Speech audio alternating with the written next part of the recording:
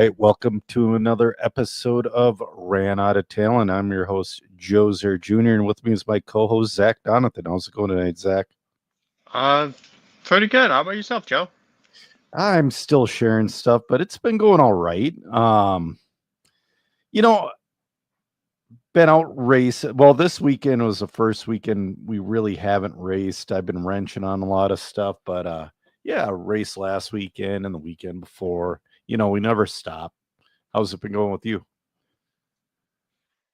Well, my daughter's sick. This Yeah, is her first real cold. Uh, so it's been a week.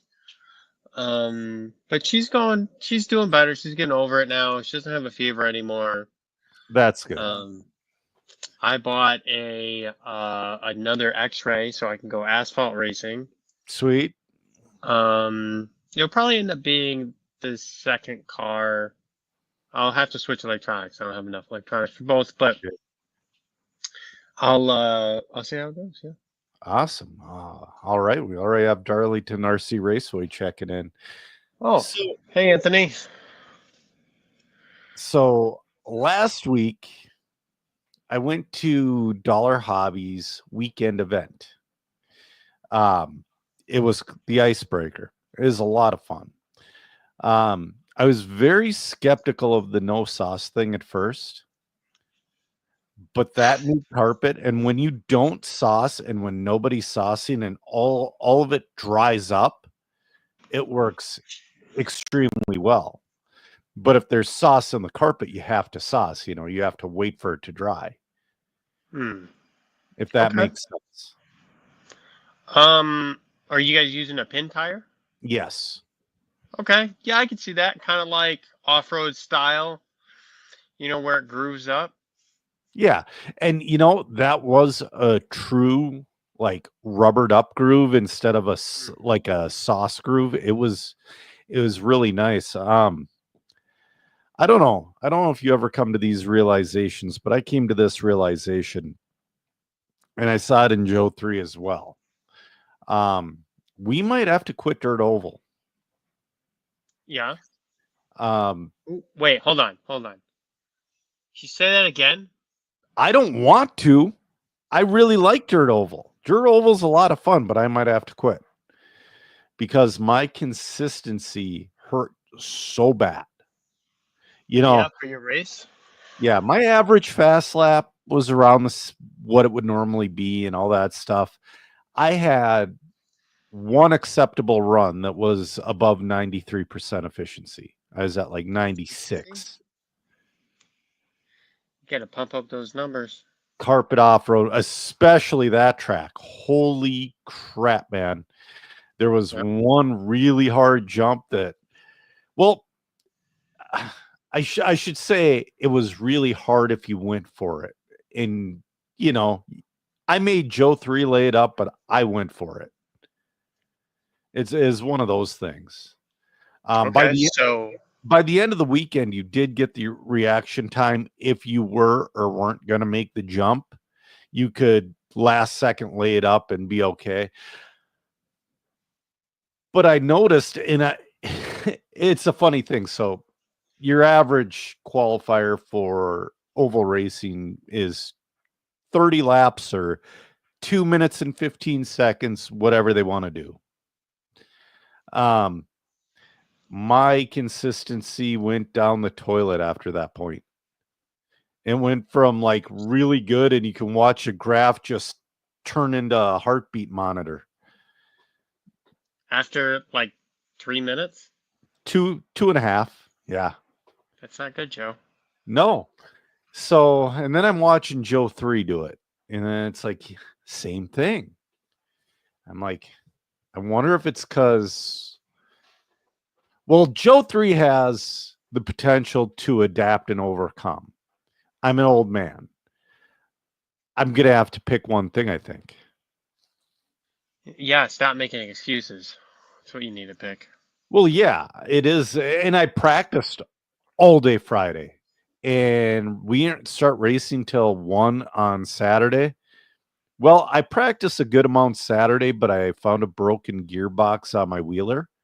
Like I went to check the ride height and it was like dragging on the ground. I'm like, what the heck's going on? So I pick it up and the front shock tower almost comes off in my hand. It's like, oh crap. So that was some unexpected surgery. Yeah. That truck I bought, Oh, Mayfield's? that thing, the carpet setup is exactly the opposite of what was in there. But Kyle gave me a good setup and the truck was good. I came home with the second in that. I was battling for the lead early on. I tried a different fan placement. In the last three and a half minutes, I smoked my rotor. What'd you get it up to? 222. Yeah, it's probably done. The rotor's done. Yeah. And again, Kyle helping me out because I couldn't find any rotors online. He met up with me today and hooked me up with the rotor. So I'm good to race Justin Dawkins checking in. I'm good to race at Justin's track next week. Okay. Yeah. You gonna race there? I'm gonna race truck, stadium truck.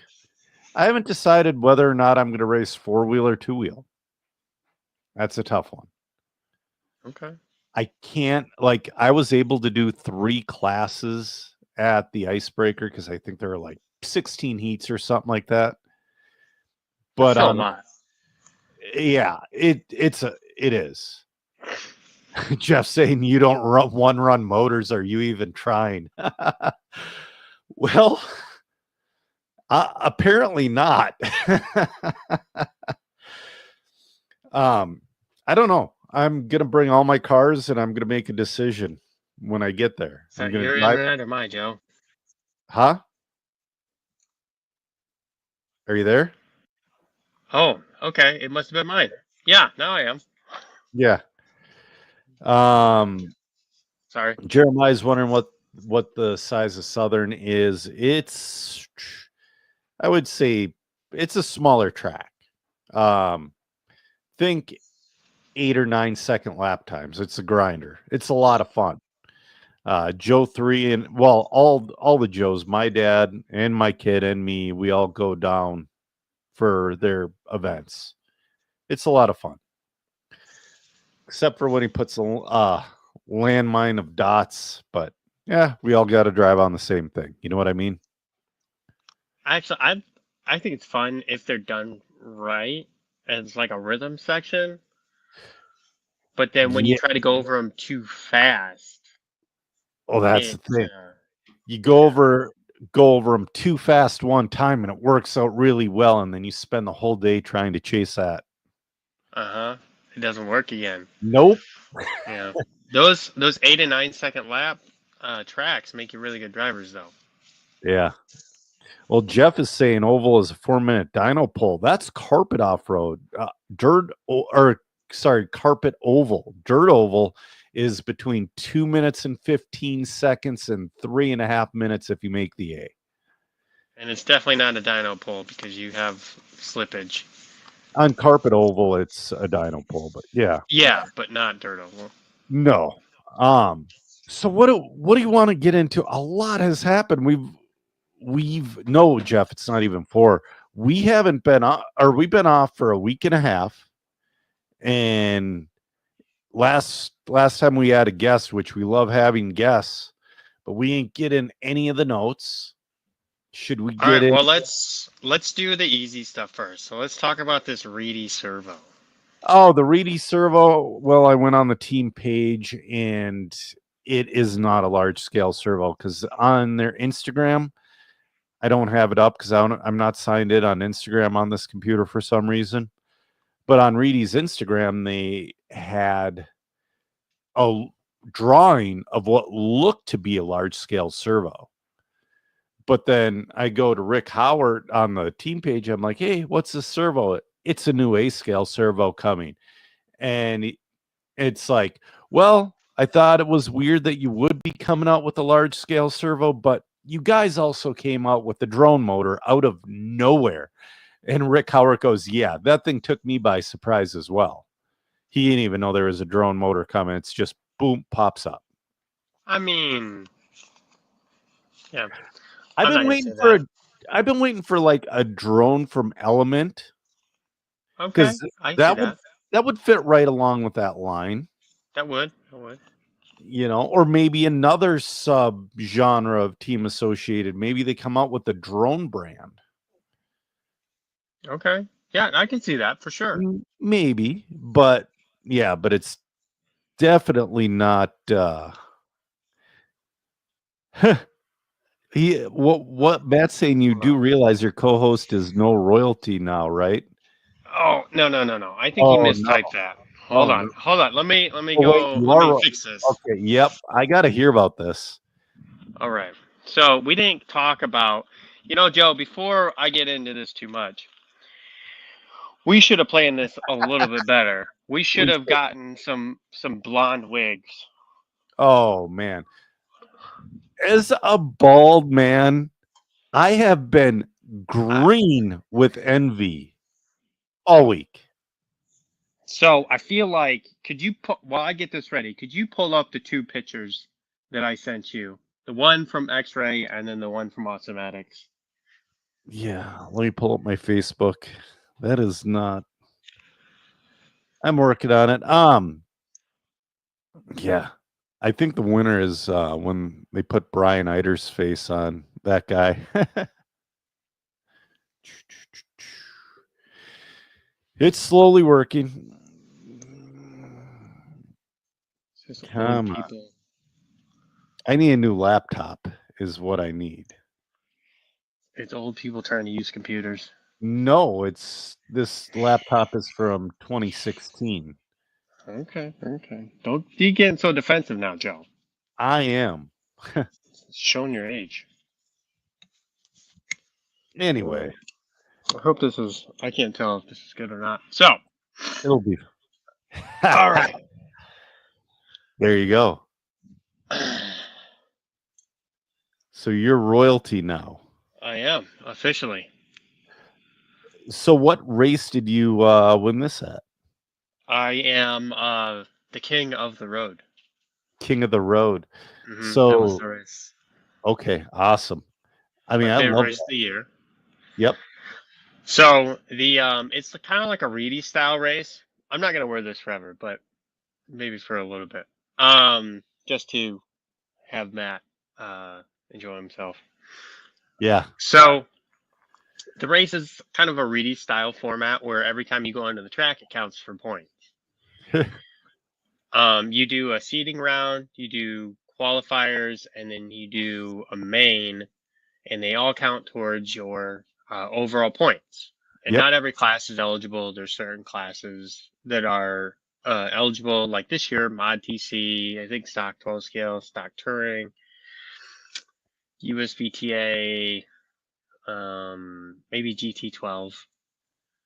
And Okay. yeah, so there were like 6 classes. And so, um, so to be considered, yes. Well, hold on, you gotta do the other one first. The real We one? don't, yeah, we don't know what we're referencing. Oh, everybody knows. But anyways, keep Oh, going. okay. So, um, so I went out, so I won this race. Yes. I won I went out, I was top qualifier into seeding, and then I won all of our rounds, and each round is heads up racing.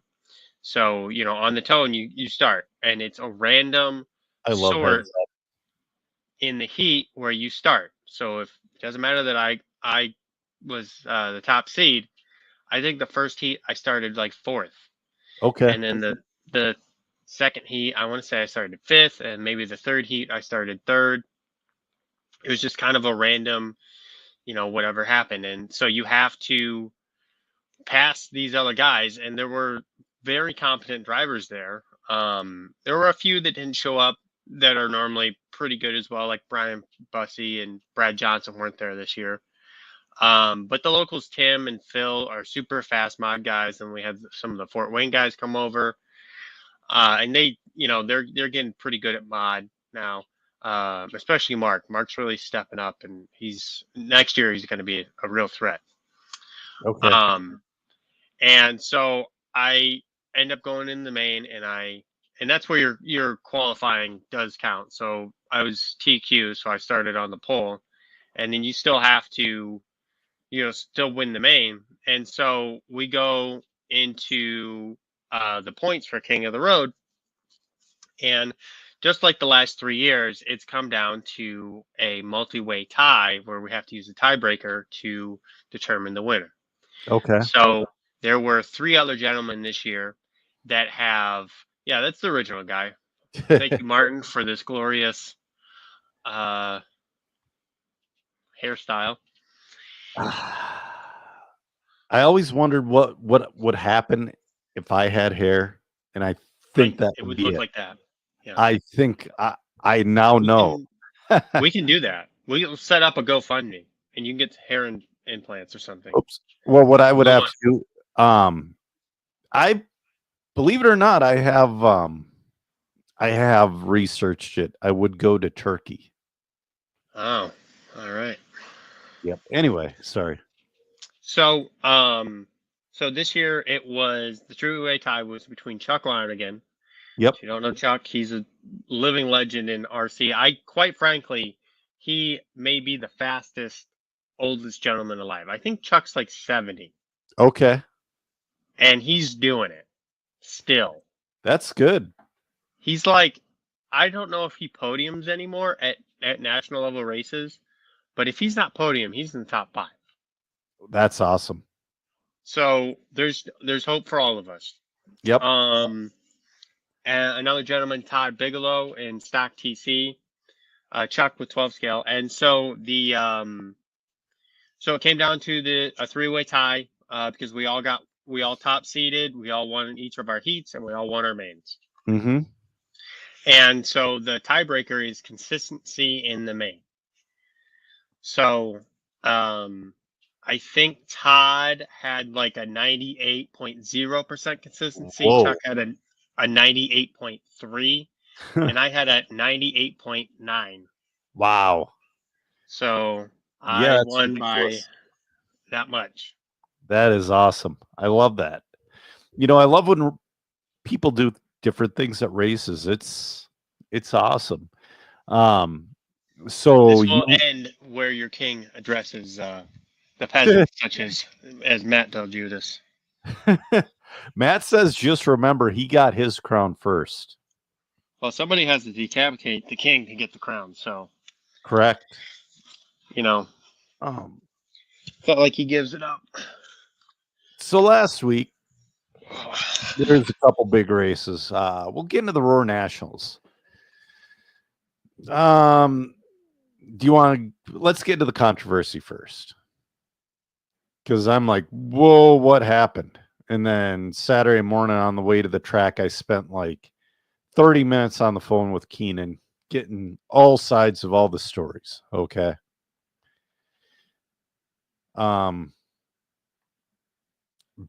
There it is. There you are. Sorry, That's fine. Yeah. You had to dethrone yourself or whatever. But anyways, so there's controversy, and all it was to me was a miscommunication between hotheads. Yeah, I think egos got the better of at least 2 people there. And I think it was, a communication problem. Keenan shared a video of the past Roar hosting track, and I forget which one it was. LCRC. I don't know what the podcast is called, but I kind of want to start listening to it. I don't know. I'm sure it was on We'll that find link. out later. Yeah. And they talked about this agreement that they had to sign back in 2012, and that agreement's not there anymore. And it explicitly states who gets what rights for what. Right. For advertising. And I think, so let's explain the situation a little bit. So the event was held at Donnie Leah's track in New Rochelle, New York. And the the Roar brought in a independent media company, Elite RC, Mhm. to do some, I believe, announcing with Lance, as Yep. well as I media think there, coverage. yeah, I think Danny Paz was just running the cameras. I think it's just Danny Paz and Lance. yeah, Lance. Yeah. Yeah, I believe so. Um, and that's enough when you have Roar as the, you know, all the other things. So, Mhm. um, the issue, so Donnie asked Lance to put up um, some sponsors on the live broadcast. And Lance said, well, we went out and got our own sponsors and they didn't pay us. So we're not going to do that. Right. Right. And so I don't know how exactly it happened, but then, Lance ended up leaving the event early. Yes. I can imagine how it happened. I can imagine how it happened too, but so Lance and Danny left the event. Now I think so against Lance and Danny. It's really unprofessional. Um, I wasn't there, so I don't know the scenario, but I will say from the outside looking in, it's unprofessional. I can imagine some circumstances that this why I would leave an event like that. Hmm. Um, and so yeah, but against Donnie, Lance did go out and find, or Elite did go out and find their own sponsors, and it Right. wasn't in their obligations to put that information up there. Hmm. The sponsors were supposed to be around the track, in the corners, and Yep. pits, and wherever you would see different Where, sponsors, yeah, and wherever there's not a roar banner is yeah. where the track can put banners. Well, and then you could have different parts of the track named after different Hmm. companies. Like, let's say there's a crosstown. It could Right. be, DRC's crosstown or The whatever. Osmatics bus stop. Right. There's so many Yeah. different parts of the track that you name, and then, so there's different ways to do advertisement for um different companies, and they did pay Donnie, and Donnie did not pay Elite to put that information up there, as far as I can tell. And for me, as a sponsor of these events, I was not a sponsor of this particular event. I don't know. I just didn't get the Yeah. You invite, sponsor but plenty. well, yeah, but I didn't get the so no big deal. But Yeah. when there's a event coverage as well as a media coverage, generally they're not the same, and sometimes they are, and you can get a combined package. Hmm. Most of the time, that's not the case because there are different entities running both of these things. So on certain events, I will do both because it's really beneficial to do both um, of these. But generally, I will do it at the track, the facility that hosts it, versus the media online. And that's based off of my past results and how I see that advertising working. Right.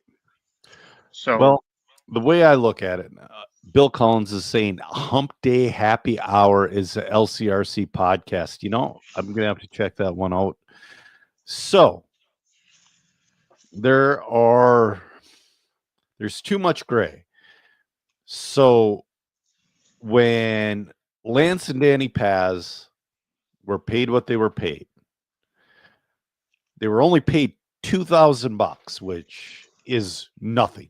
Absolutely nothing. Once you pay for your Airbnb, I'm sure they drove so your gas to get there, whatever.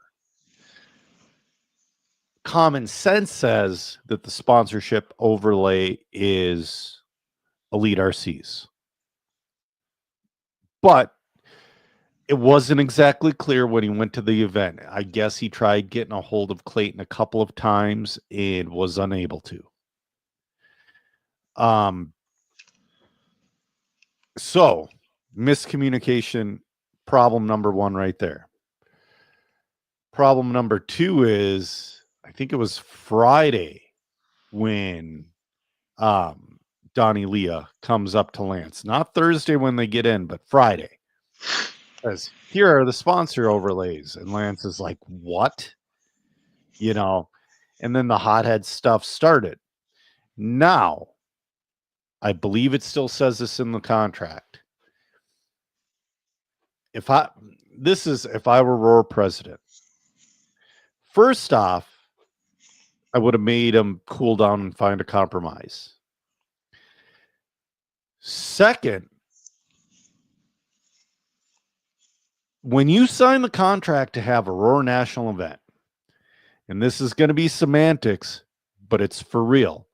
When Donnie said, I'll shut this whole shit down, Clayton should have said, absolutely not. Here's the contract where it says the track is in Roar's possession from Thursday to Sunday.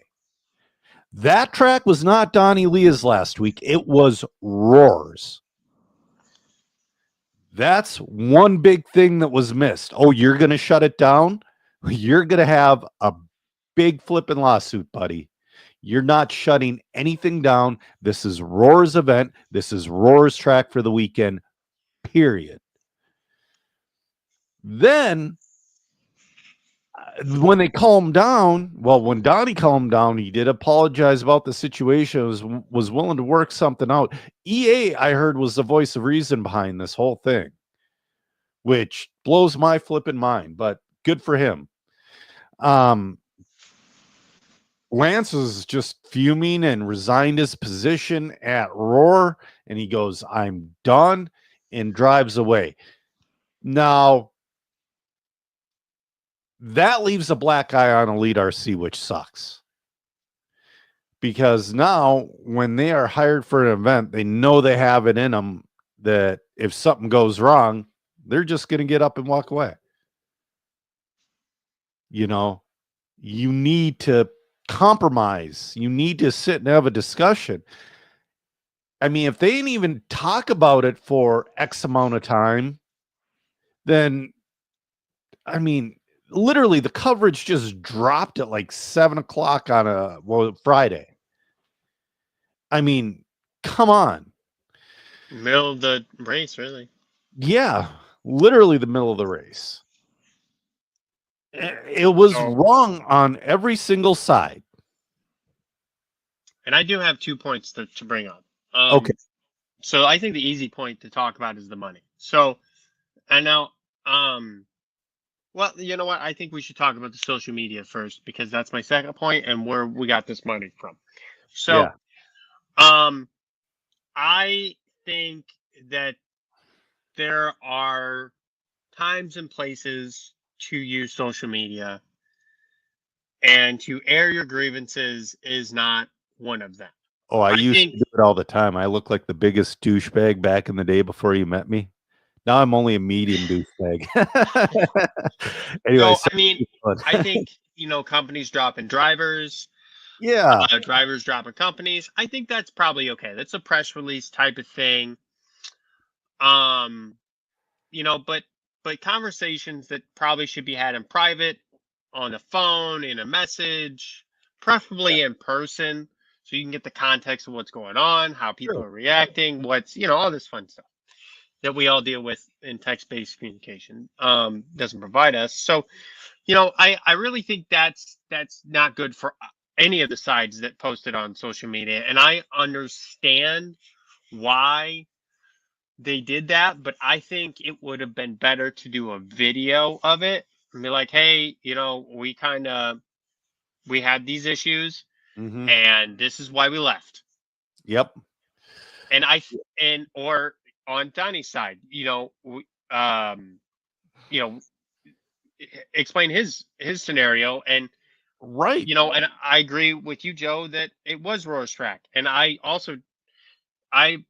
there would not have been a lawsuit. No, but it could have. Yeah, I know, but there wouldn't have been. It would have been bad for RC in general, so it would have been just a shit show. Right. But so don't just why? Come on, we all know what social media is. and we can all agree that that's probably not a great use for it. No. So there's that part. Now going back to number one. So in Lance's post, he talked he got about $2,000 to do this event, and he accepted that knowing that it wasn't going to be super profitable for him. It was probably going to be a break-even event after they got the sponsors and they did the waffles, or maybe made a Yep. little bit of money depending on how they went. But Yeah. which is a whole different thing. But so to me, it sounded like Lance didn't negotiate for any higher pay. I don't know the stipulations, but $2,000 seems a little low to me. But for two people, it might be about right. Two people, it's about break even. It's costs about Yeah, $1,000 a person. but then you have your sponsors, which some of these you have like your title sponsor for your Mhm. stream, which could be $1,000 for an event like this. That would You be have your that's the one part I do not know yet. Like what does the title sponsor pay? What does each little sponsor pay around the screen? You know what I mean? well, let me go back. But hey, you know what though? Couple of bright shining lights. The track was freaking awesome, and 46 RC Media came in and they did a great job. Mhm. They really did. So I can say last year for the host, and this is going to be different. Well, I don't like that. Anyway, so let's say the title sponsors 1,000, and then you could have, like your gold sponsors at 500, and then your silvers, and have a couple tiers of sponsorship, and easily get like another $5,000 in sponsorship if you sold all of them. No, that would be good. And then you have your waffles that they were going to do on top of that, Yep. which we're not going to discuss the whole thing, but I wish there was a I little bit support better the way to crap do it. out of it. I know, well, yeah, but anyway. So, and they would have made money on those too, Yeah. even though they pay retail for the product. But when you're Right. that's just how it is. So, um, so yeah, if people are wondering a little bit about money, that's a little bit about the money side. Yeah. And you know what? This all could have been avoided and all that other junk, but man, it just, yeah. Hopefully this is a learning scenario for Roar. Better be. Yeah. Hopefully it's a learning scenario for Lance, and hopefully it's a learning scenario for Donnie. Everybody needs to learn something out of this one. Hey, Cam checking in. I raced with All Cam right. last weekend. He ran Mod Buggy. I wanted to run Mod Buggy, but I was already running 3 classes. So, who won some national championships? So your Mod Touring Car National Champion is Sam Isaacs. No surprise there. Chris Adams in the 2, Kemp Anderson in the 3. Now, Kevin Harebear in the 4. I mean, he's still there, but it's like, It's weird. so before you came on the podcast, the last time I paid attention to On Road was probably the last few years that Lemieux was competitive. Oh, that was like almost 10 years ago now, Joe. Yes, right. That was really the last time I paid that much attention, and he was Harebear was coming up. He was with Associated, and he was at that point becoming the top driver in the country. And I know he was the top driver for a fair amount of bit. Mm-hmm. I don't know. Maybe he's Yeah. just, how old is he now? Like 35? Maybe. No, I think Kevin had an off weekend. We have another potential thing to talk about with Kevin, but I mean, Kevin just went out there on Thanksgiving and beat everyone's ass. Yeah, and that happens. Mod 12 scale Sam Isaacs. Camp Anderson in 2, Kevin Hareberry in 3. Now Josh Cyril in the number 4 spot. Freaking guys still making A mains. Donnie Lee in the 5. And it's not like it was like slugs behind Josh. You know what I mean? No, there was really, I mean, there was after, so Donnie was in the 5, and then there was a drop off after Donnie. Yeah. I mean, mod 12 scale is the battle of the fittest. Wait, It's, no. Am I seeing this right? Did Josh score a 7 and a 2? yeah, that's what this Oh, says here with the final results. that first main must have been brutal. Well, Donnie got a 7 and a 3, so Yeah, I suppose. 17-5, 12 scale. Knapp wins. I don't recognize any more of those names anymore. well, so John, well, Sorry, yeah, go. so you should know Dagger. So John Dixon is a I young don't know oval. Dagger. That's astounding. He's been around for as long as Knapp has. Okay. So John Dixon was a young oval racer who switched to on-road / mini Z's, and is, up until if John was at that race in a class, I'd put money on John to win. Okay. Until last year. And I think he took his eye off of on-road and went more towards the mini Z side. He owns, I think it's Iron City Hobbies. I want to say it's in Pittsburgh, but I'm not 100% on that.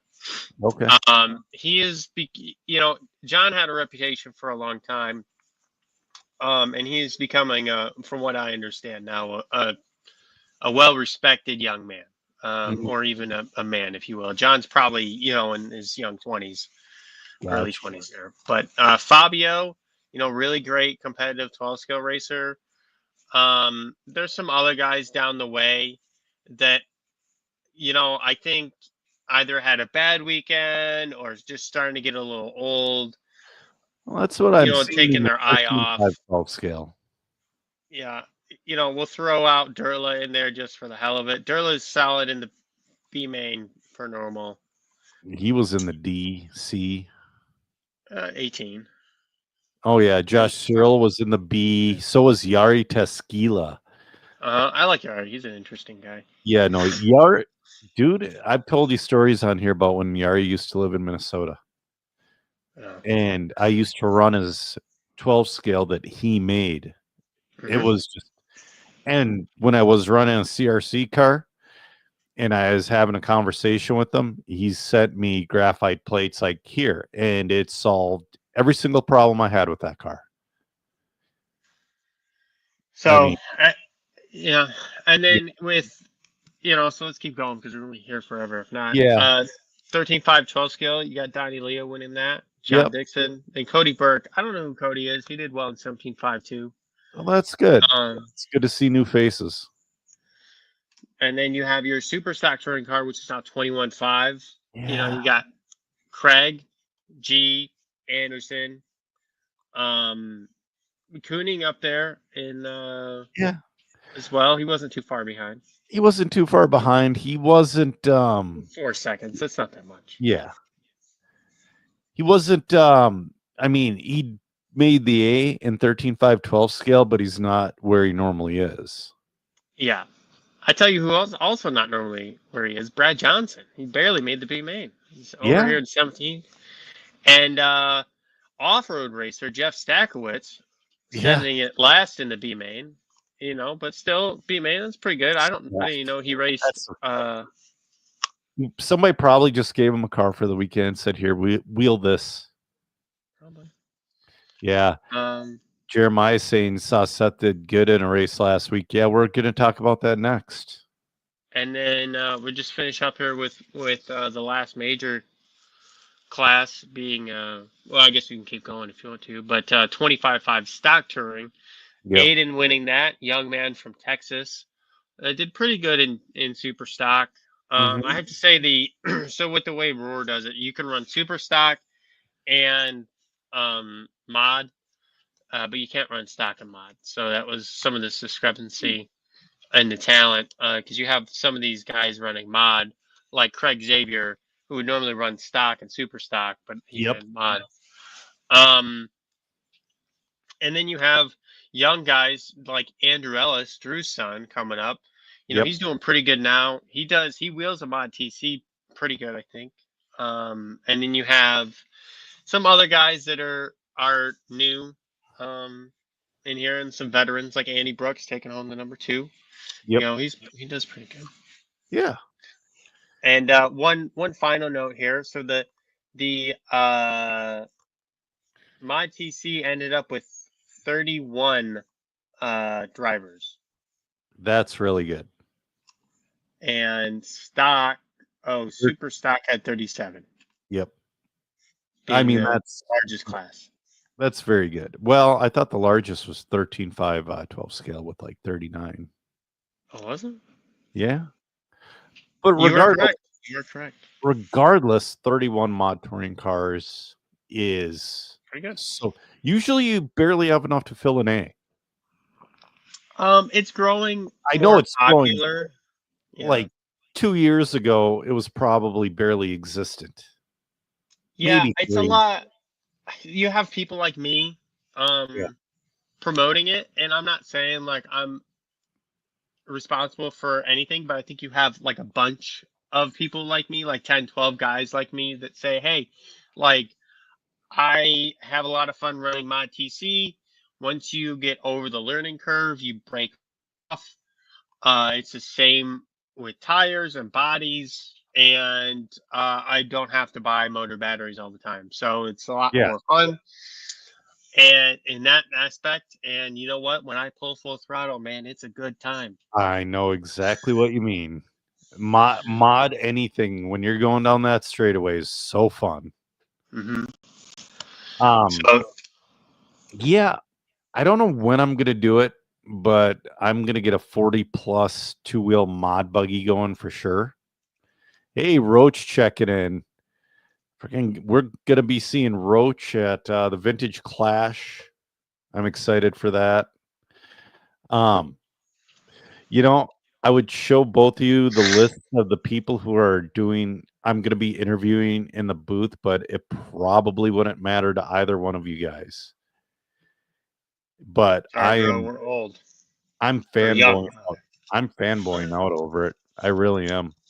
So the DNC happened last week, though. Right. So let's talk about a little bit more your area. Yeah, my area. It's Jordan checking in. It starts out with rain. It's the DNC. It's going to rain at some point. They did a great job getting the track going. I want to say they got one practice in, I think, with E-Buggy and Truggy. I don't think they got any practice with Nitro Buggy at all. If they did, it was barely any. Oh, man, Chad Johnson. Everybody's checking in. It's like we start talking about DNC and numbers go up. No, I'm kidding. And, I thought it was going to be a controversy-free weekend in DNC. How I was wrong. How I was freaking wrong. It happened after, well, might have happened during, but yeah. First off, JQ winning the 40 plus A main was awesome. Second, big congrats to Adam Drake for finishing 7th in the Pro Buggy A main. That's freaking ridiculous. But like I said, yeah, like I said though, Mason Fuller and Dakota Fenn were there, and Juan Carlos Canas were there with pillowball cars, but a C-Hub car won it, Ryan Mayfield. And man, his car looked phenomenal. Mason Fuller was there. Mason Fuller's, like we've been saying, every podcast in the world's been saying, Mason Fuller's knocking on the door of that win. But if you look at the consistency numbers on the right-hand side, imagine holding 45 minutes, 95.92% consistency, and that's with fuel stops as well. Yeah, I think the fuel stops really throw it up there, because I bet they would be closer to 99. Oh, yeah. Yeah. Well, if you don't have to worry about battery Yep. fade and you're just worried about tire fade, essentially, And you know, disc heating up and shock fade. Shock fade's a real thing, which okay, yeah, but they account for that when they start the race sure. generally. I Um, bet you they go a little heavier with everything for a race vehicle, for a main vehicle than they would a qualifying vehicle. Dakota talked about that in his post, but yeah. So I think I bet they're holding 99% or closer to it, and the longer those races are, when you have those bad laps, Yeah. 99% barring pit stops, you can throw those out. Right. Those bad laps aren't so bad because you have, you got 63 other good ones to go along with it. Yeah. Versus a 10-minute qualifier, you got 12, 13 laps in there. You got one bad lap. That's a big, Yeah. For sure. big roll. Yeah. I'm looking. Adam Drake had the best consistency, I believe, at 96%, and that's how an old man's able to finish where he did. I mean, you don't have to be the fastest. You just got to be consistent. And he wasn't slow. No, he wasn't slow. He just wasn't as fast. Yeah. Your boy getting almost had the fastest lap there. Yeah, Seth Van Dalen. He finished 9th overall. I bet he wasn't happy with that after getting the Truggy win. We'll talk about that in a second. But I mean, this main, there were a lot of people missing from this main. Spencer Rivkin, he broke right away, it appeared. Or no, he broke 56 laps in. So To finish 15th. Yeah. Dude, that their current happens. What was that? It happens. Yeah. I mean, that track was big. It was rough, all that. Roach is saying he has to eat a hot pepper because his prediction was wrong. Man, you were so close to being right, though. His prediction was Dakota Fend. That was all our predictions. So Yeah. everyone's rooting for Dakota, and whoever gets it is the. Honestly, I didn't have Mason up that high. I'm guessing. I'm thinking Mason. What's next week? Like PNB? No, that's 2 weeks. Yeah, but that's the next. Of, you're going to that. I am going to PNB. I'll have a giant 10x10 canopy full of stuff. So awesome. Come say hi to me at PNB. I'll be in the vendor area. But I was thinking his big win would come at PNB, is what I was thinking. But there's going to be there's some of the Europeans are staying, and they're going to be at PNB as well. Who's staying? I forget. And again, I listen to the No Name RC podcast. So Roach said he didn't have Mason or Mayfield in the top 8. I can never, especially on a track like that, I can never count Mayfield out. That's his bread and butter right there. That's it is.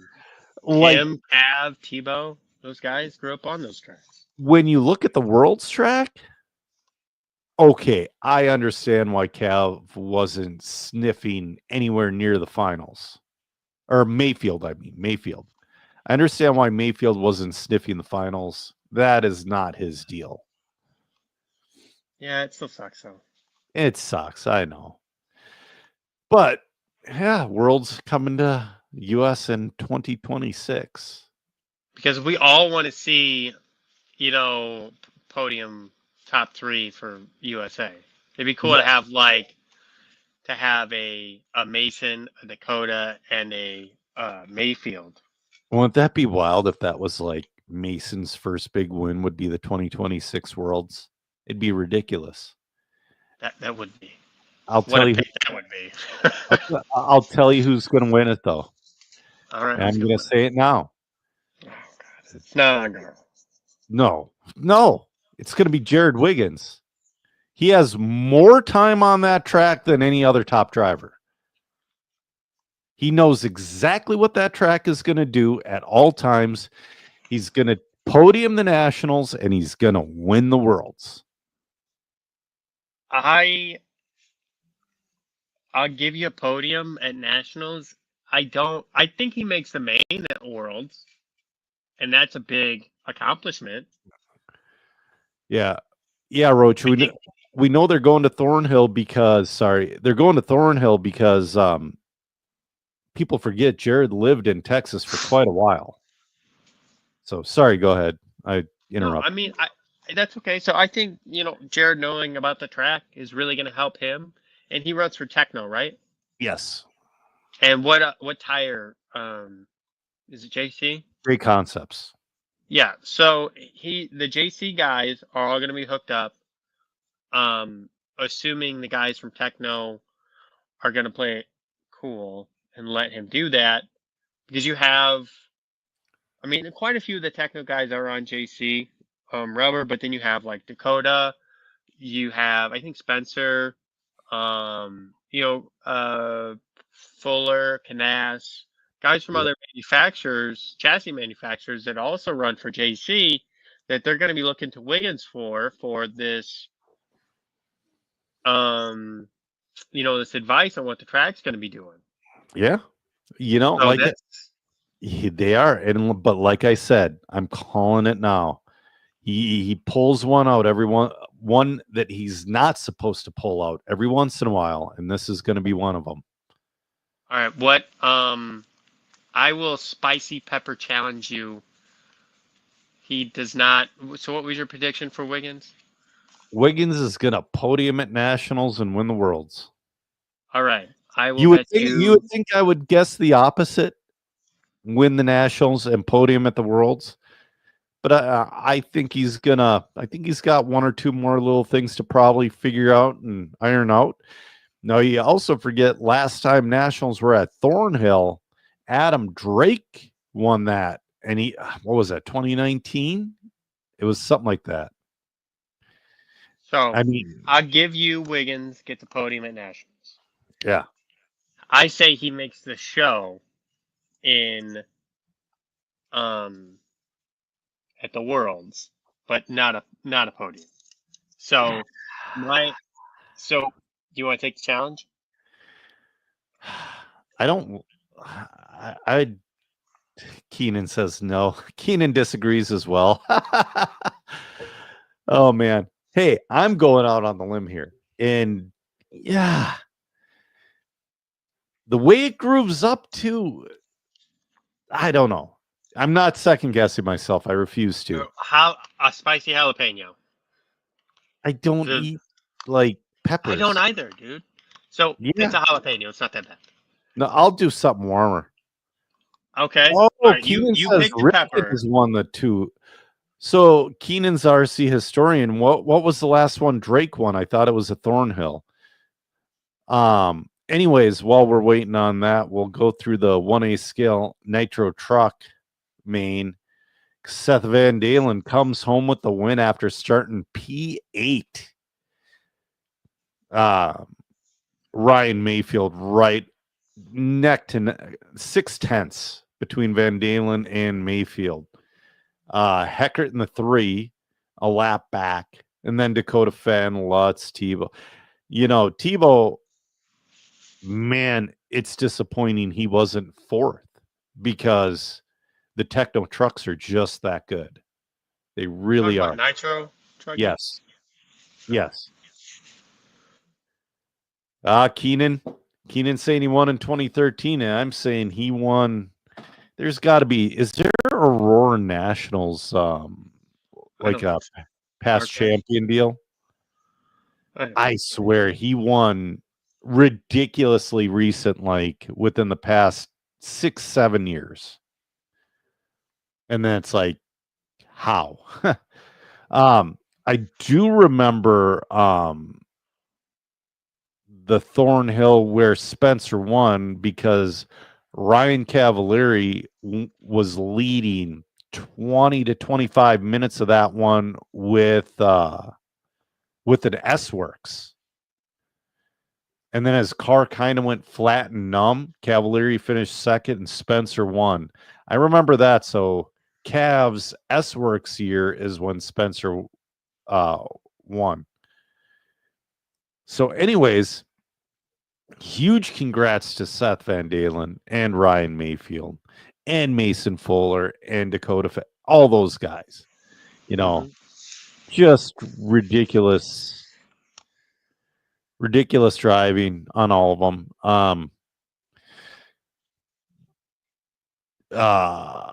The Europeans were there. They just,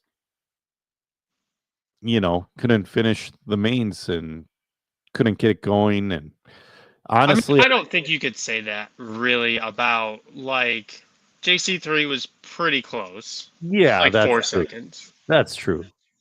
Oh, and Boots was 12 seconds, so it's probably a little much for yeah, this is e-buggy. yeah. Yao in there, Burrick, I don't even know what he was doing. Um, I don't really pay attention to but I mean, e-buggy is good, but I know, it's but I just looking here. no, I get it. I get it. Oh yeah, You would that's talk right. about Roach hybrid says buggy. JCC went from 15th to 4th. I can I mean, we got to talk about Cav making the show in mid pack. no good for him. Really, it was really good for him. Um, But I man, feel like the highest, obviously JC3 was the biggest winner for Europeans here in terms of where he placed. Um, he was pretty far back there. Dakota having an off weekend, but really, I mean, we could say Mayfield was just having an on weekend. Or whatever he had an issue with is seems like it's ironed itself out. yep. Oh, that didn't work. Sorry, I've been looking for past champions because, like I said, Drake. Man, I wish I knew. This So is gonna let's bother me. finish this up. We got a couple more things to talk about. Yeah, go for. Oh, so man, so what the hell? What the hell? One race was Sparko and Ogden's out for obvious reasons. Um, I really don't want to say why because I've only heard it second and third hand. I mean, so it seems like there were some off-track issues that resulted in him getting kicked off the team. Yes, Was the gist of it.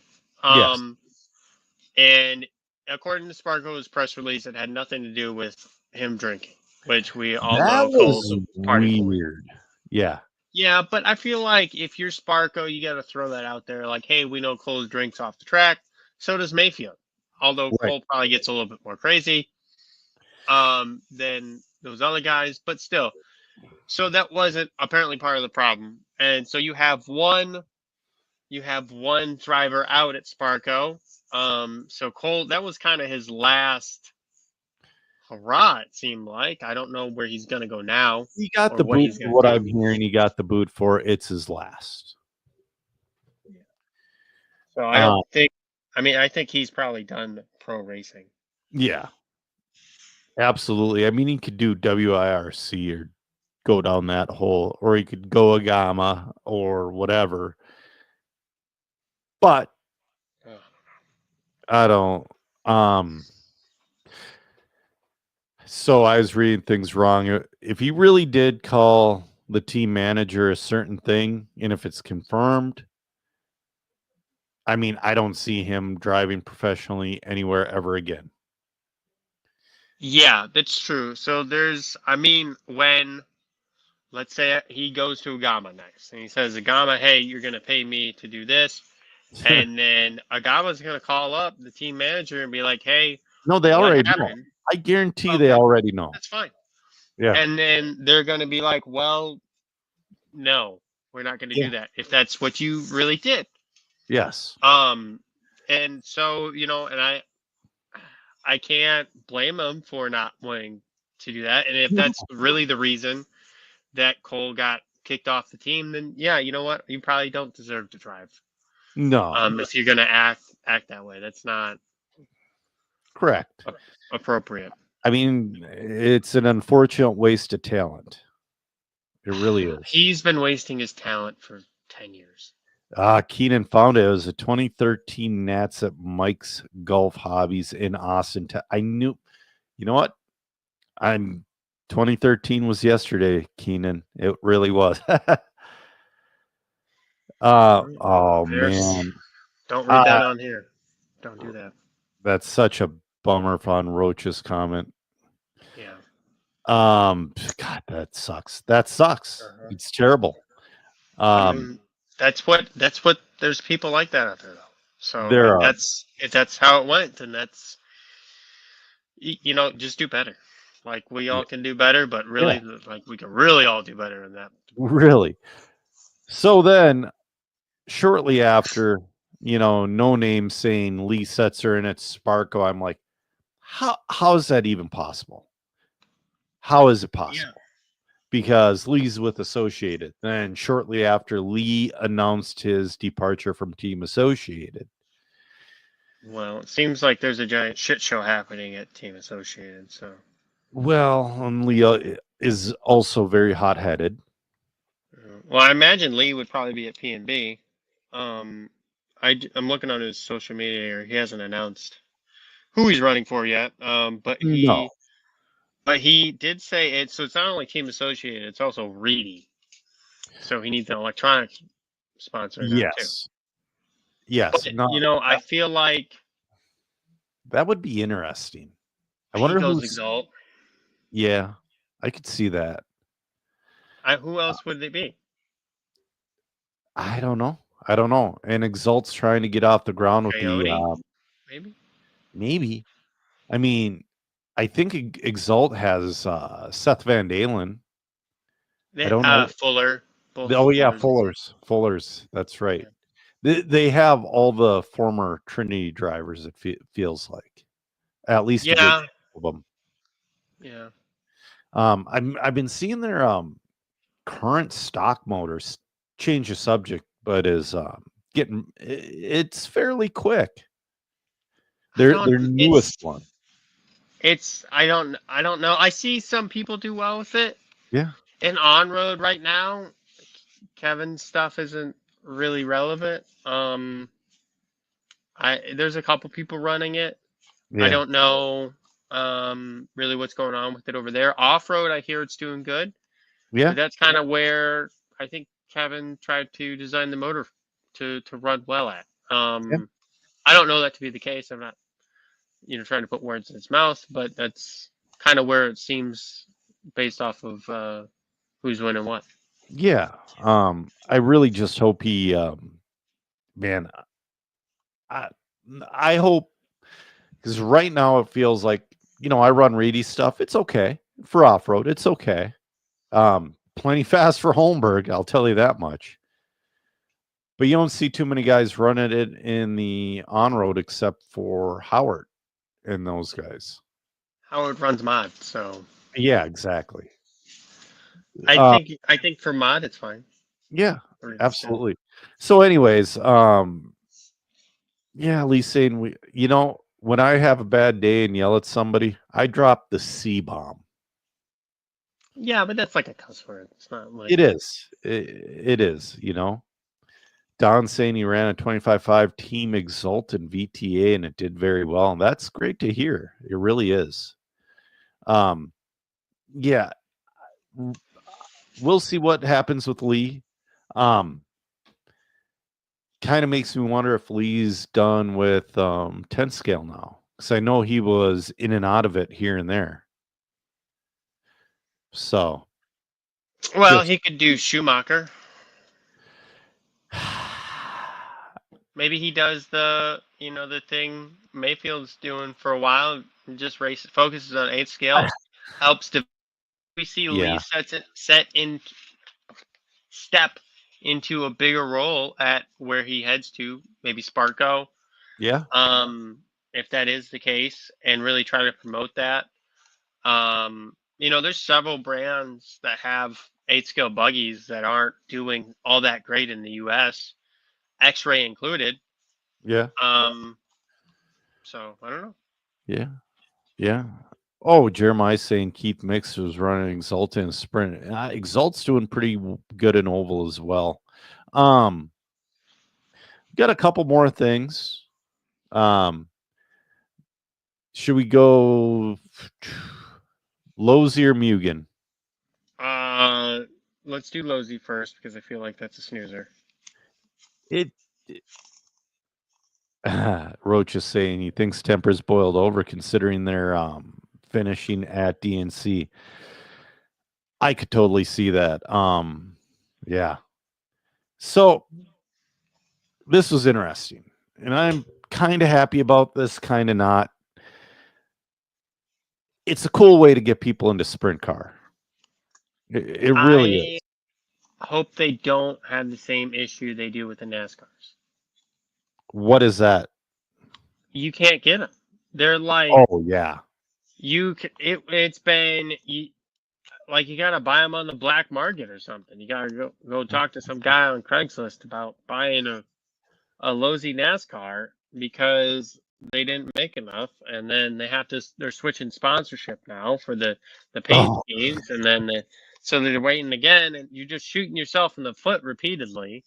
Like so a good majority of this is off the shelf Losi 22 parts. You know, I'm trying to. There are no body op pictures, are there? Oh, here's some. well, it doesn't matter if I want to see body op. Oh, they have the midget version. Oh man. Oh wait. there you Okay, go. there's body op. Oh, that's what I was waiting to see, and that's where they screwed up. You notice that rear arms are not adjustable. That would have made that car so money if they But would have it's not made. designed for a pro racer, Joe. Yeah, Travis is saying Losi has had a sprint car before. I know, but it was never, and again, it is never competitive. It never held up against the custom works and the GFRPs and whatnot. It's not designed to be competitive. You just said it's a great way to get new people into the sport. The Losi NASCAR isn't a great way to compete against an automatics. You should be able to grow with it a little more. I think you could buy an option part and run it in the big boy class if that's what you so choose. I would guarantee if these, like a GFRP or something to that effect, maybe even J Concepts comes out with an adjustable rear arm so that you can, and maybe a couple other hop up parts Yeah. to fix this. Granted, they're more complicated and expensive and all that stuff, but then you could run it competitively and grow into it with your next, moving up to the open class. You know what disappoints me about this the most? Hmm. Losi did this before Team Associated did it. And like Travis said, Losi has had sprint cars in the past, but they were, I mean, this is a whole lot more close to competitive than their old lineup was. It's still not there, but I could see potential in it. A couple upgrade parts, I think you could be competitive in an open class, especially at a club level. Yeah. Landon's saying it's going to have to be its own class no matter what. Oh, it won't compete with the custom works or GFRP or whatever. Maybe. You know, we have enough standalone classes. Sink or swim, the end. Well, and again, like I've said on this podcast before, that Traxxas class was super disappointing. That The mud, the mud slide, class. or Yeah, yeah, whatever they whatever. decided to call it in the long run. They sold like local hobby shops, sold like 50 of them, 60 of them. 8, 9 of them show up to race. Same thing with Euro Truck. That was the same problem with Euro Truck. But I don't understand what that problem was. It was great fun. I think like back in the day, I was hoping for another lightning in a bottle class like Stock Slash used to be at I've said it a million times, but at MMR in like 2008, 2009, there'd be 40, 50 slashes, stock slashes, all competing. I think you have some of that to do with the financial crisis as well. That could be as well. I think there were some people running, well, particularly in that era, 9 to 10, you saw a huge increase in people into the RC industry that raced other things. Right. Couldn't afford to do it anymore. So that was a really easy way for them to get in. Yeah. We're not there yet. So let's talk about the new Mugen car. Because it's freaking awesome. It is. It got some really interesting features. You got to get some different pictures here. I was hoping this would. Here we go. Circus has the whole thing. Okay, so that one's perfect. Actually, click on. Or can you make that one bigger? Yes. All right. So Mugen did a couple cool things here. So the shocks and the upper roll centers are adjustable without shims.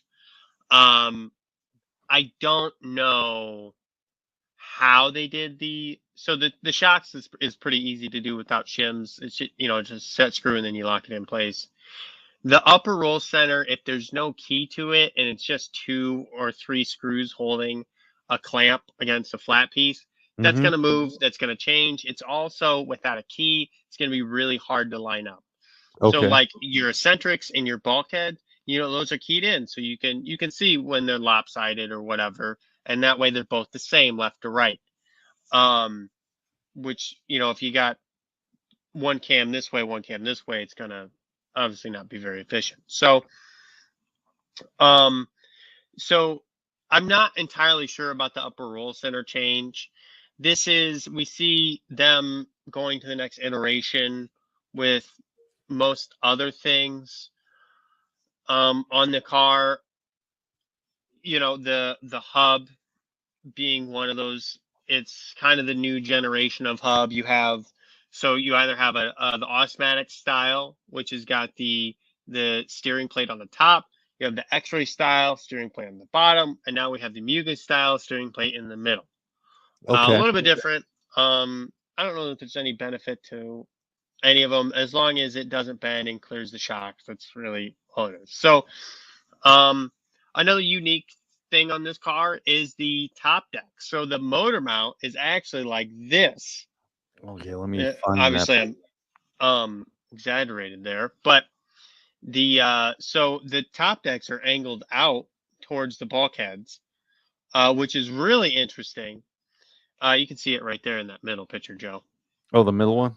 You can see it a little bit there. If you click the arrow button. There is no arrow button on these guys. There was. I need You're old.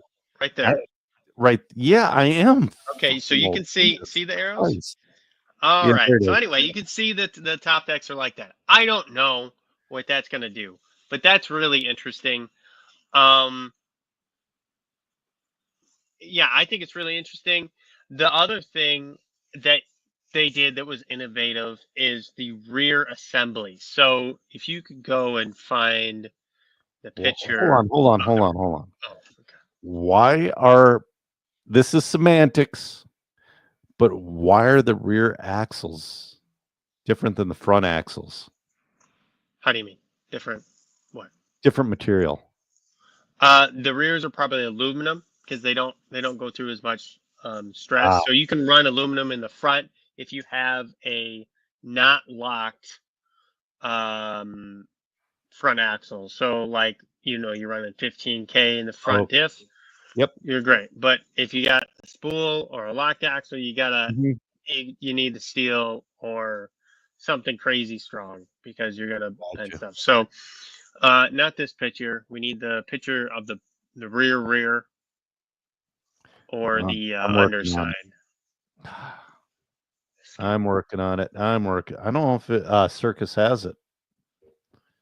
Because that's where I went. Because usually, that's all I got. Usually, Circus is the absolutely best in everything. But they didn't have it for this guy. So you're the touring car guy. What are your overall thoughts on this thing, too? It is a Schumacher with some innovations. Okay. So it may be.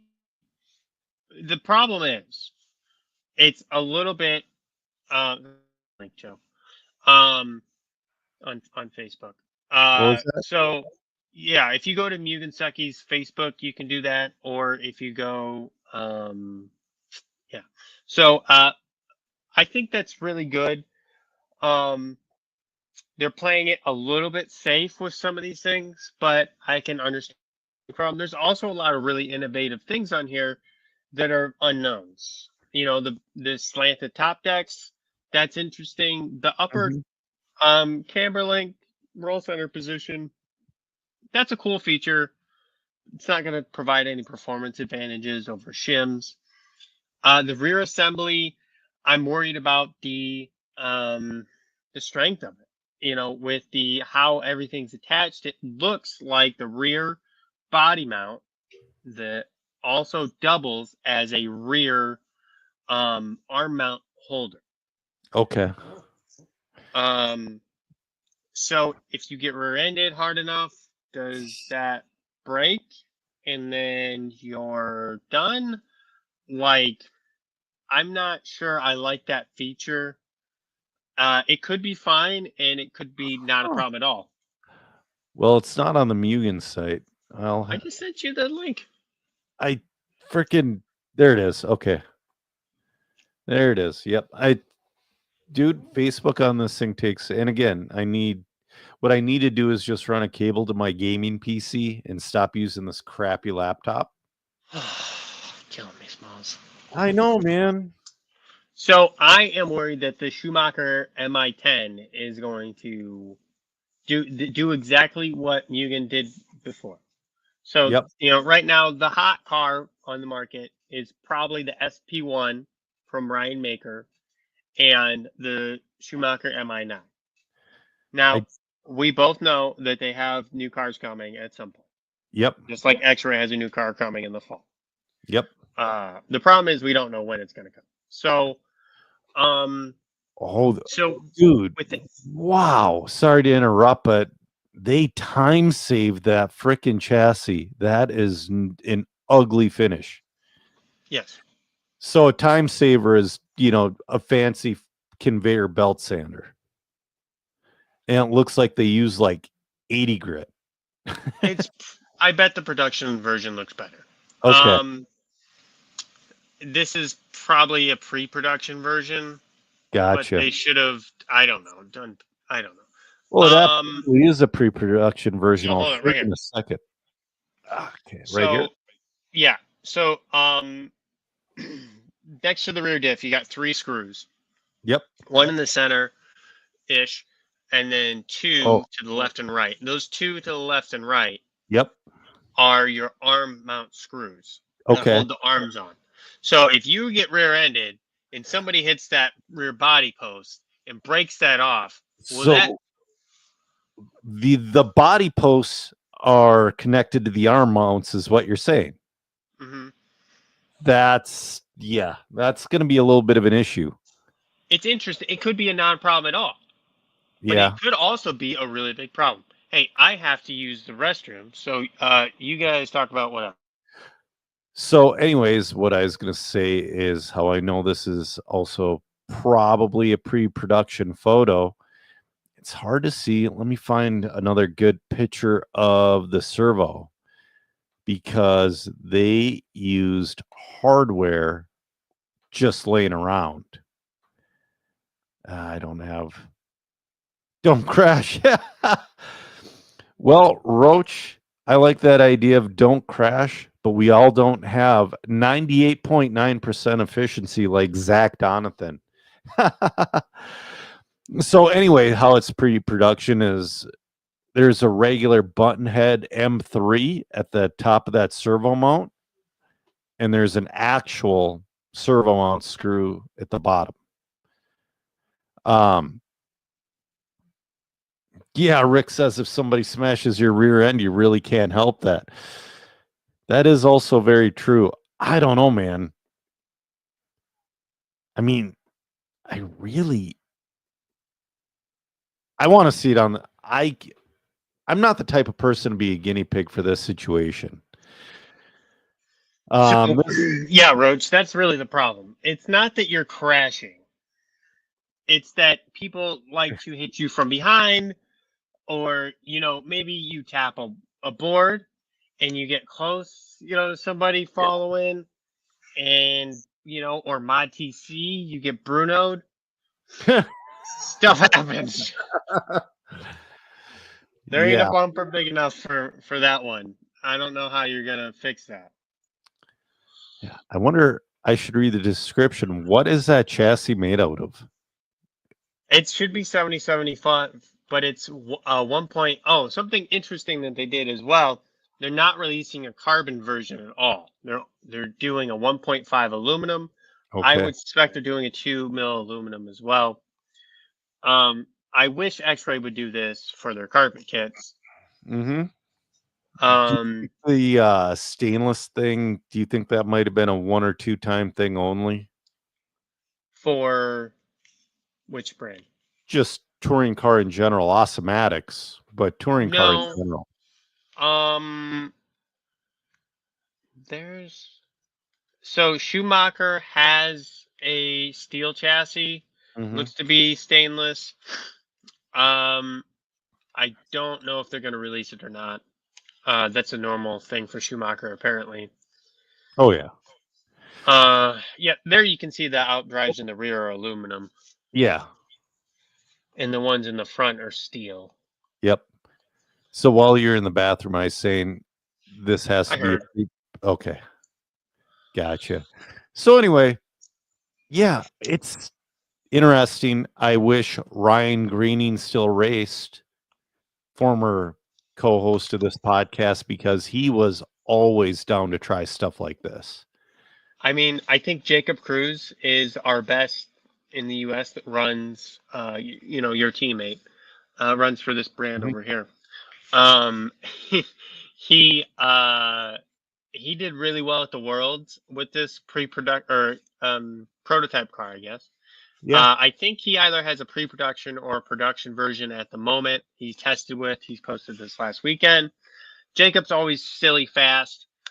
He was silly fast with a car that wasn't that good, being the Mugen MTC2R. It was really good when it came out, and then it wasn't because all the Yeah. other cars evolved, which is what I'm worried about happening here, because they slightly pushed the boundary.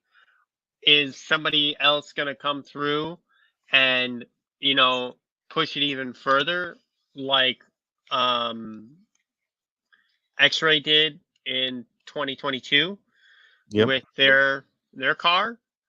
Um, I don't know. I don't even know what else you can do to these cars to make them better. Like, we're doing so many things now.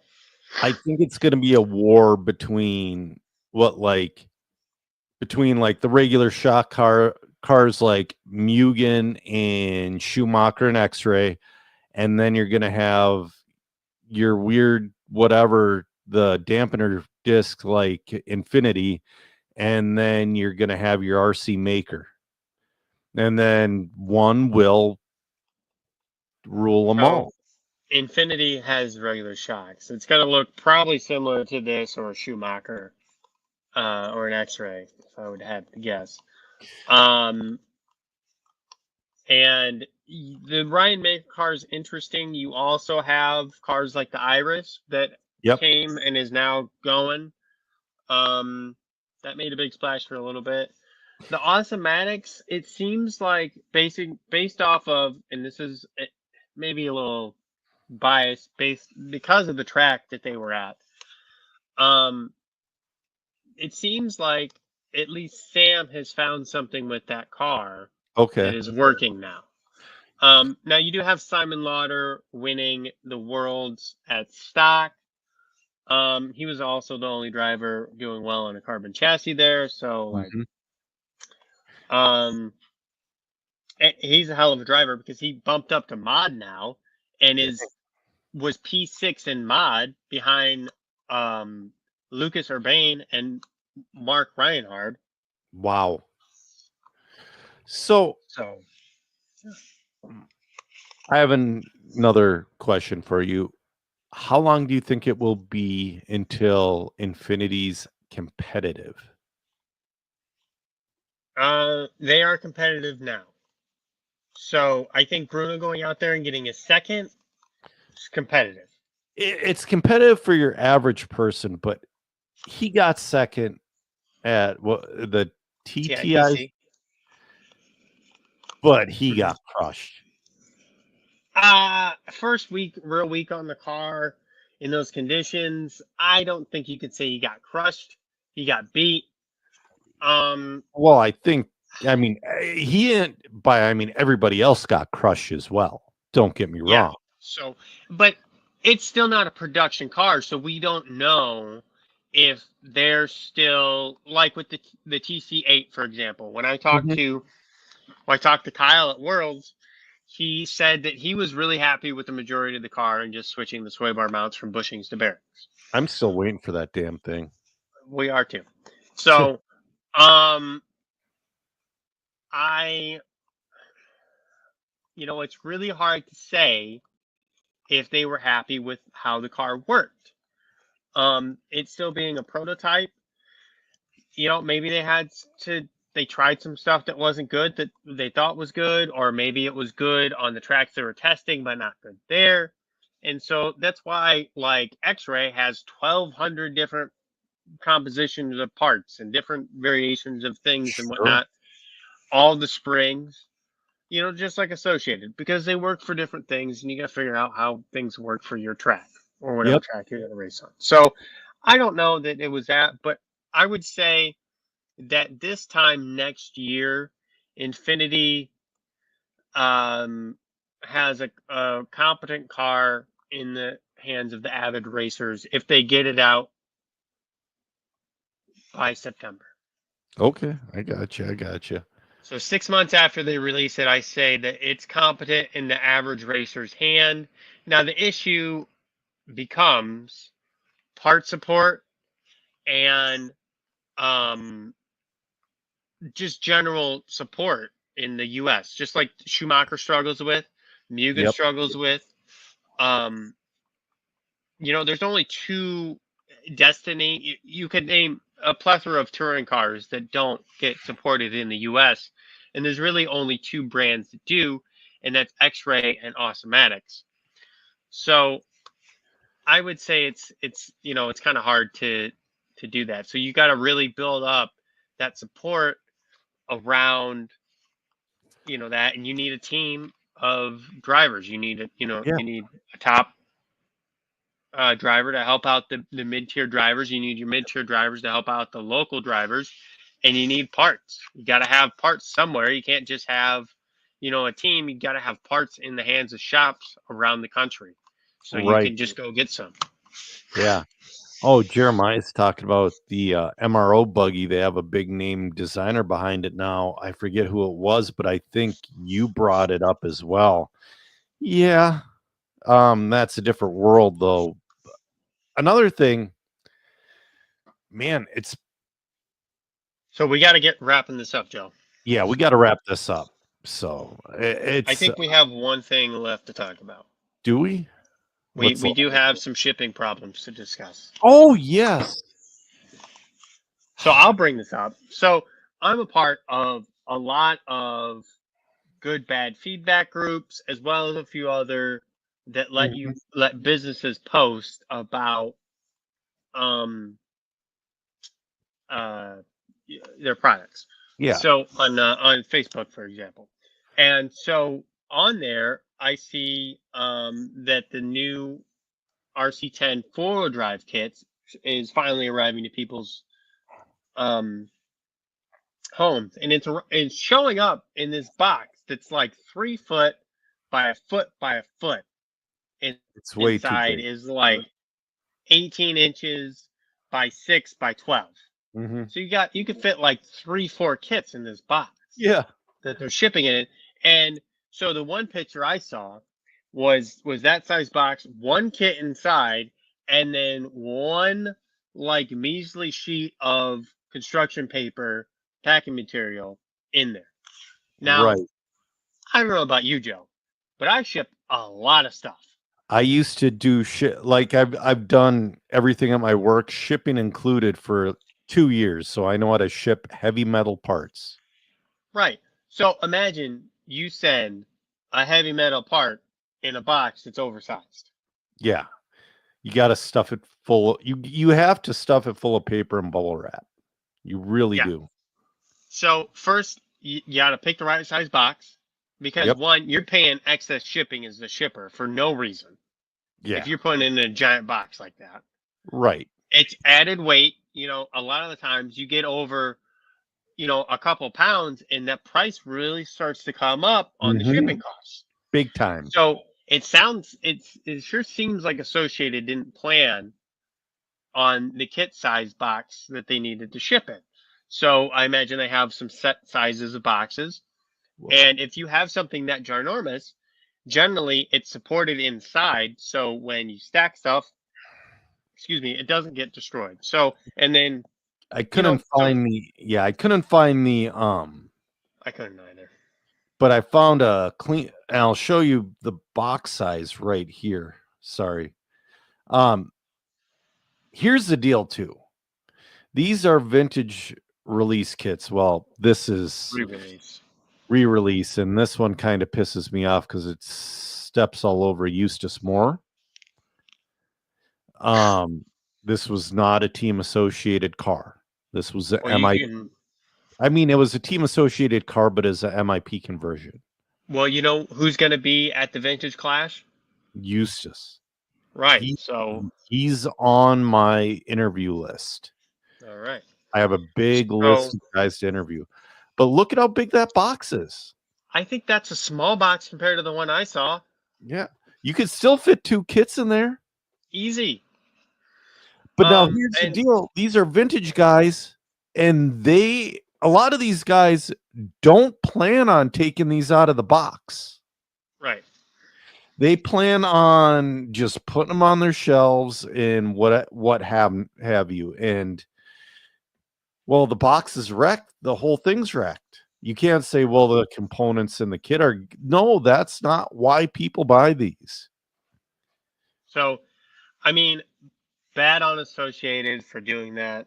Um, just do better. Like, why are we wasting money doing this in the first place? Like, I think, you got money to burn. How about you donate it to another race? Like, let's just stop wasting money on the shipping companies. They're doing fine. Um, God, he it's, says it's, just slap a shipping label on the box. Oh man. so, It would probably arrive in better condition than some of these if you did that. maybe. I'm still looking And at the yeah, picture.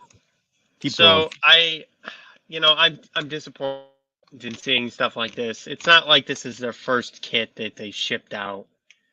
They've been doing this for 100 years, 50 Yeah. years, whatever, however long. They know. The people there know. Whoever did this is probably got fired. Yeah. Oh yeah. Whoever was doing the shipping on these is not really there. Yeah. Yeah, and Roach brings up a great point. Associated is really doing some stupid They are. things, They are. and I don't quite understand a lot of them. Something's happening behind the scenes that we're not privy to. I don't know. I still think the Okay. team associated is going A-Main Hobbies. They just bought Coyote, or no, excuse me, I said that incorrectly. They are the U.S. distributor for Coyote. Yeah, it's I don't man, they scrubbed the group of the busted up boxes. Well, I that's bet that was message Dirk, or I'll message Dirk. yeah. Well, it's in our group text as well. Oh, is it? Or in our, but my stuff's not loading. So anyway, yeah, it sucks. That's the thing as well. It's like a lot of things Team Associated does, and I say it makes sense. A lot of stuff doesn't. But regardless, is that 4-wheel drive car hit me wrong because they're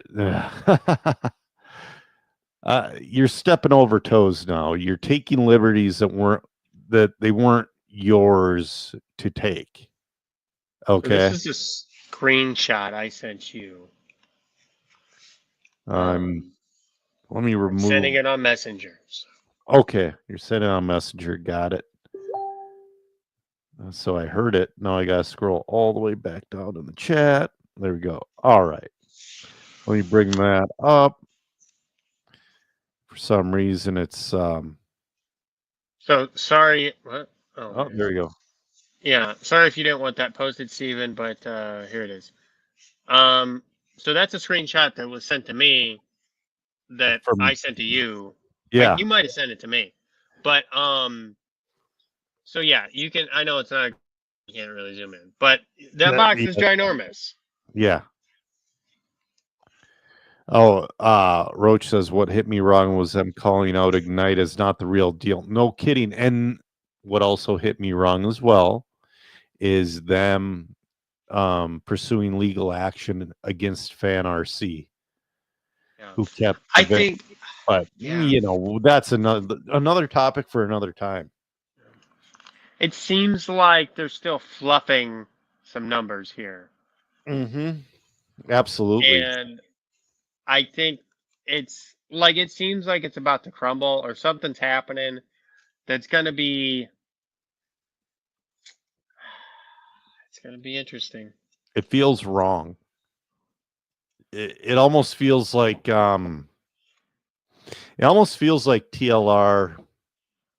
Well, no, it doesn't feel that bad. I was going to say it feels like TLR about 10, 12 months ago when Thomas Tran was still on the team. But it doesn't feel that bad.